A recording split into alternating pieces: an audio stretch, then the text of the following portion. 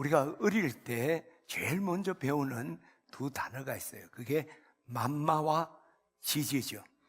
밥을 먹을 때 맘마라고 합니다. 그리고 더러운 걸 마시면 지지야 하죠. 그런데 이 두 단어가 어떻게 사용하느냐에 따라서 우리 자녀들의 인생을 바꾼다는 거죠. 맘마와 지지는 우리가 가치관이 어릴 때 확립되기 전에 이 맘마와 지지는 선악의 기준을 배우는 거예요.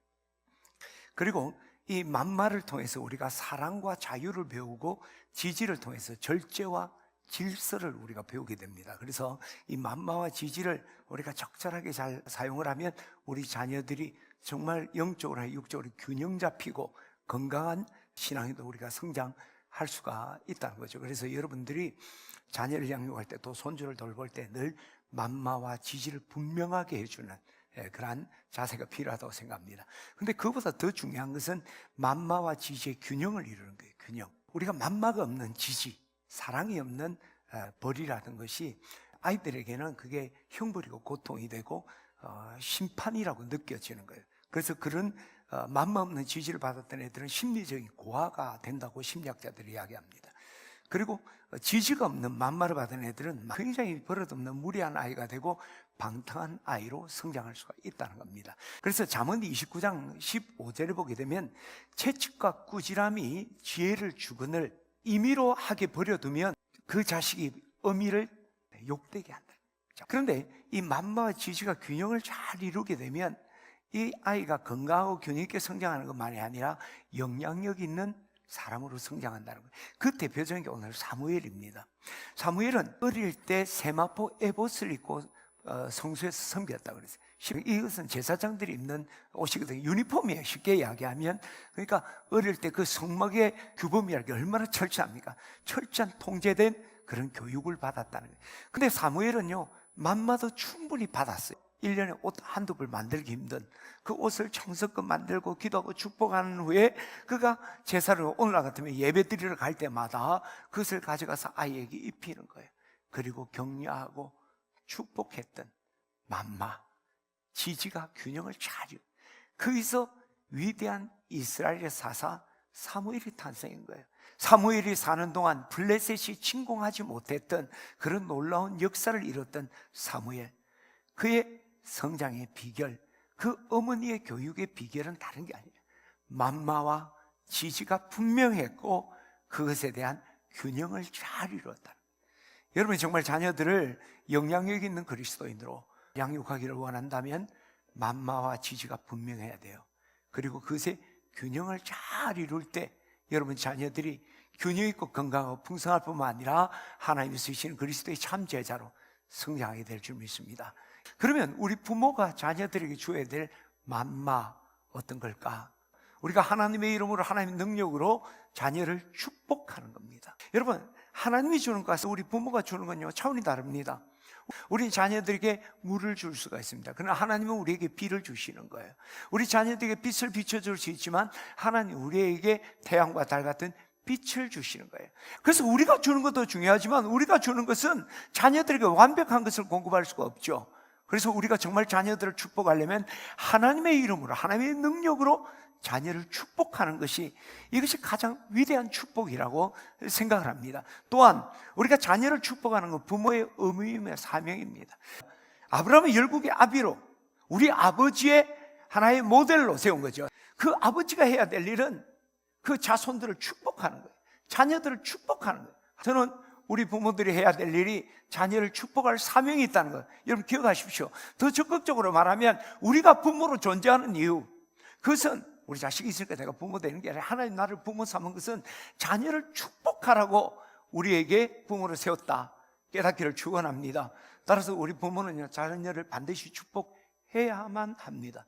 그리고 하나님이 우리에게 자녀를 축복하라는 사명 주셔서 내가 자녀를 당연히 축복할 것만 아니라 부모가 축복할 때 그 축복은 반드시 이루어진다. 왜? 하나님이 나에게 자녀 축복하라는 사명을 줘서 그 축복을 하는 것은 반드시 이루어진다. 아브라함은 이삭을 축복했고 이삭은 야곱을 축복했고 야곱은 요셉을 축복했습니다. 창세기에 그 축복이 분명하게 기록되고 있죠. 한나가 했던 이 첫 번째 일이 뭡니까? 사무엘을 낳자 말자 그 이름을 사무엘이라. 여호와께 그를 구하였다 하는 뜻의 축복을 하는 거죠. 왜 자녀들에게 이름을 주는 것이 그렇게 중요하고 축복되느냐? 여러분, 이름에는요 부모의 사랑과 기대와 축복이 담겨 있는 거예요. 그렇잖아요. 그게 담겨 있어요. 그리고 하나님이 축복하는 것이 이루어지는 것처럼 그 이름의 축복을 담고 그 이름이 이루어진다는 거예요. 여러분, 사무엘을 보세요. 이 사무엘 이름이 여호와께 그를 구하였다. 사무엘 이름은 너 기도해서 얻었다. 출생의 과정을 이야기한 것 같지만 그거 내용만 아니에요. 네가 기도해서 얻었다. 너도 이런 기도의 사람이 되어서 불임 가운데 아이를 낳는 이 기적이 너의 인생에도 있기를 원한다. 기도의 사람이 되라는 축복이 그게 담겨 있는 거예요. 실제로 사무엘은 기도의 사람이었습니다. 여러분, 미스바 사건 잘 아시죠? 미스바에 기도하러 올라갔는데 영적 대외 각성 집회를 하는 거잖아요. 블레셋 사람 비무장에 있는 그들을 치기 위해서 블레셋 사람이 공격해 오는 거예요. 죽기 일보 직전이죠. 그때 이스라엘 백성들이 사무엘에게 우리를 위해 기도해 달라. 그래서 사무엘은 먼저 하나님께 젖 먹는 어린 양 하나를 잡아서 온전한 번제를 드리고, 성경에 보니까 여호와께 구하였더니 여호와께서 응답하셨더라. 사무엘이 이야기합니다. 말년의 고백이죠. 내가 너희를 위하여 기도하기를 쉬는 죄를 범치 않았다. 그러니까 이름과 직업, 그의 인생이 결부되어 간다는 걸 우리가 볼 수가 있는 거죠. 여러분 자녀들이 정말 복되기를 원한다면 정말 복된 이름, 정말 최고의 멋진 이름을 여러분 자손들에게, 손주들에게, 또 자녀들에게, 미래의 여러분 자녀들에게 그런 이름을 주게 되기를 주의 이름으로 축원합니다. 그리스도인이 이름을 장명을 할 때는 그게 여러분 내 소망, 사랑, 축복만이 아니라 하나님의 사명과 하나님이 베풀 은총에 대한 기대를 그 이름에 담아줘요. 이게 최고의 축복의 이름입니다. 그리고 이것이 성경적 장명의 원리예요.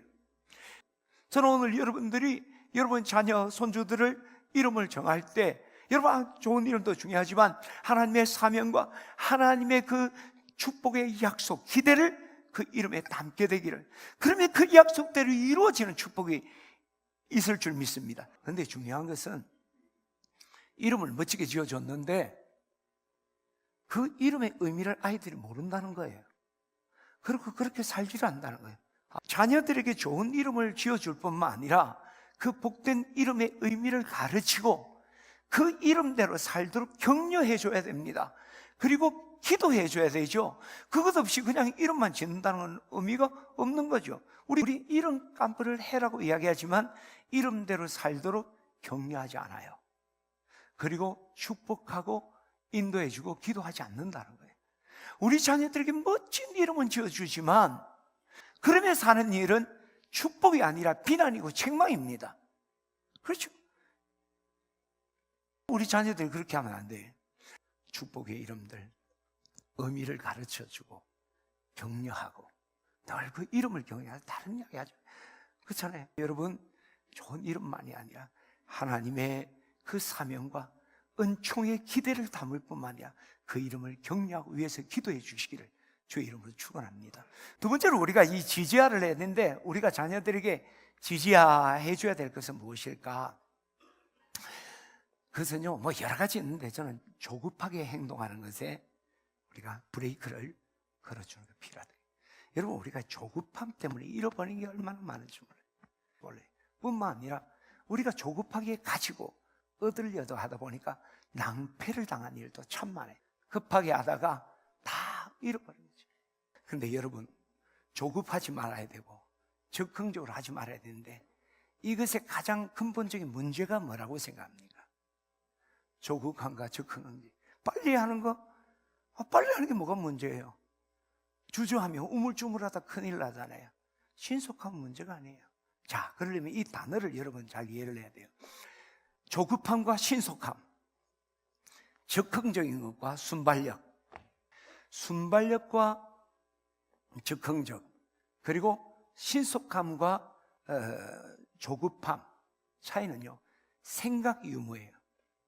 생각을 하고 행동하느냐 하지 않는 거예요. 신속함은요 생각하고 빠른 판단을 내는 거예요. 그게 순발력이에요. 그냥 내가 본능 따라 감각적으로 하는 것을 우리가 적극적이다 하는 것이죠. 조급함이에요. 이것은 낭패를 가지고 오는 거죠. 생각이 중요한 거예요. 여러분, 우리가 인생이에요. 생각이 왜 이렇게 중요하냐? 생각이 우리 인생을 좌우합니다. 여러분, 되죠? 그 마음의 생각이었다면 그 위인도 그러하다. 사람이 어떤 생각, 악한 생각을 하는 사람은 악한 행동을 하고 악한 인생이 돼요. 선한 생각을 하는 사람은 선한 가치관을 갖게 되고 선한 인생을 만들어가는 거예요. 어떤 생각? 여러분 자신과 여러분 자녀들이 정말 건강하고 균형 잡힌 삶을 살려면 이런 건강한 생각이 가슴에 있게 해야 됩니다. 그 마음의 생각이 어떠한 즉 위인도 그러하니라. 그 인생이 그렇게 된다는 거예요. 근데 더 큰 문제는 우리가 그렇죠, 나쁜 생각, 좋은 생각도 우리가 좋은 생각 해야 되지만 더 문제가 되는 건 아무 생각이 없는 거예요. 사람은요, 생각의 힘으로 살아갑니다. 생각이 무슨 에너지가 있겠나 하는데 생각의 에너지가 얼마나 강한지 몰라요. 근데 이건 영계의 힘이에요. 영적이고 정신적인 힘이에요. 그게 물리적 세계의 모든 것을 지배하게 되는 거예요. 그래서 이 생각이 어떠하냐에 따라서 우리가 삶이 바뀌어지게 되는 거죠. 따라서 우리가 어떤 일을 할 때라도 우리가 생각을 패싱해서는 안 됩니다. 다른 건 안 해도 되지만 생각하고 행동해야 돼요. 생각 없이 하는 행동이 조급함이고 즉흥적이고. 여러분, 쾌락이 좋아요? 희락이 좋아요? 쾌락의 결국은 음란입니다. 그리고 망해요. 근데 이 쾌락은 어디서 나오냐면 말초신경에 의해서 제어받는 거예요. 다른 욕구는 하나도 없어요. 희락은 오직 성령의 열매는 사랑과 희락과, 그렇죠? 성령의 열매 첫 자리에 희락을 이야기했잖아요. 그 희락은 뭐예요? 생각을 통해서 나타나는 즐거움이에요. 숙고하고 깊이 묵상한 가운데 나타나는 생각, 희락이에요. 결국 여러분 이 쾌락을 쫓아가고 우리가 생각 없이 하다 보면 그때는 괜찮은 것 같아. 즐거워 보여. 그러나 결국 오류를 범하고 패망에 이르게 됩니다. 그런데 우리가 이 생각이라는 걸 우리가 가슴에 담고 시간을 가져보면 우리가 실패했다는 자리를 성공으로 바꾸는 놀라운 파워가 있는 거예요. 생각이 인생의 깊이를 다르게 합니다. 생각의 폭과 깊이가 인생의 폭과 깊이와 비례한다는 거예요. 여러분, 생각이 얕은 사람은 철저하게 이기적입니다. 그리고 인간관계도 좁아요. 근데 생각이 깊은 사람은 이타적이 되고 그리고 그 사람은 관계도 넓어요. 왜 그럴까? 사람은 제일 먼저 나를 생각합니다. 그리고 그 다음에 우리를 생각해요. 그 다음에 너를 생각합니다. 그리고 하나님 생각해요. 생각이 깊으면 인격도 그리고 우리의 관계도 넓어져요. 그래서 유명한 말이 있잖아요. 나는 배부른 돼지가 되기보다 배고픈 소크라테스가 되겠다. 생각은 깊게, 행동은 신속하게. 우리 자녀 그렇게 키워야 돼. 자, 그러려면 어떻게 하냐? 우리 자녀 자꾸 조급하게 생각 없이 한단 말이에요. 그것을 하는 방법은 우리 자녀들이 뭔가를 하려고 할 때 늘 여러분들이 왜? 라고 물어요. 왜 그 일을 하려고 하니? 왜 그렇게 하려고 하니? 하나님이 원하시는 걸까? 기도해 보았니? 자녀들에게 왜라는 것을 어떤 억양으로, 어떤 어투로, 또 어떤 분위기 속에 해야 되냐, 이거 중요한 거예요. 그냥 왜? 우리 항상 말해봐, 말해요. 왜 그런지 말해봐. 그게 기납적인 것이 아니죠. 그것은 도리어 자녀들의 마음의 문을 닫고 상처를 줄 뿐이에요.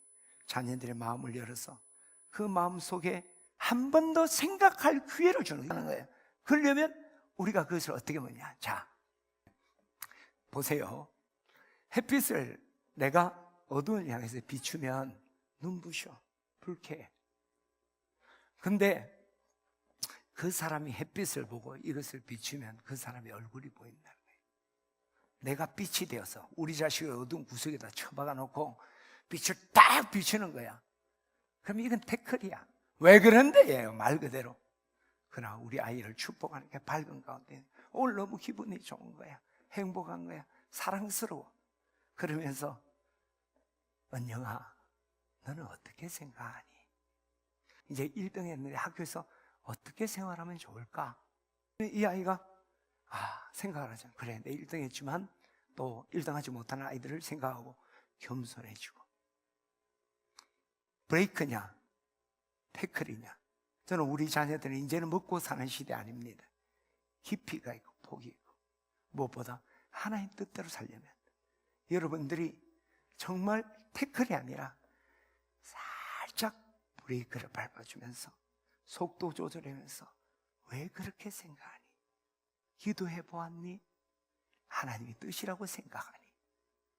묻는 우리 할머니, 할아버지 또 엄마, 아빠 되기를 축복합니다.